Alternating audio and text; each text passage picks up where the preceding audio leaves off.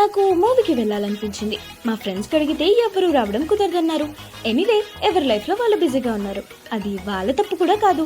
అందుకని మనమే వెళ్దాం, భయం ఏంటి అని టికెట్ తీసుకోవాలా వద్దా, వెళ్ళాలా వద్దా అని ఆలోచిస్తూనే బయలుదేరిపోయా. ఆలోచిస్తూనే ఆటో ఎక్కేసా. ఆలోచిస్తూనే థియేటర్ కూడా వచ్చేసింది. రీక్లైనర్ సీట్ ఫస్ట్ టైం తీసుకున్నా. ఎలా కూర్చోలో కూడా అర్థం కాలేదు. కొంచెం సేపు సస్పెన్స్ తర్వాత బటన్ నొక్కితే వస్తుందని అర్థమైంది. మూవీ స్టార్ట్ అయిపోయింది. ఇంకా ఆలోచిస్తున్నా నిజంగానే వచ్చానా అని. నోరు మూసుకొని సినిమా చూడ హే అని నా సెకండ్ పర్సనాలిటీ చెప్పింది. మధ్యలో వెళ్ళి పాప్కార్న్ తెచ్చుకున్నా. జీవితంలో ఫస్ట్ టైం 440 రూపీస్ పెట్టి కొనడం. అందుకని నేనేదో పెద్ద రిచ్ అనుకోకండి. మన మీద మనం అప్పుడప్పుడు ఖర్చు పెట్టుకోవచ్చు. ఆలోచిస్తూనే మూవీ కూడా అయిపోయింది. బెస్ట్ ఎక్స్పీరియన్స్ అనను, కానీ బాగుంది. అందరూ చెప్పే రొటీన్ రొట్టె డైలాగే అని అనుకోకపోతే వినండి. నిజంగానే మనం ఒంటరిగా పుడతాం, వెళ్ళిపోతాం.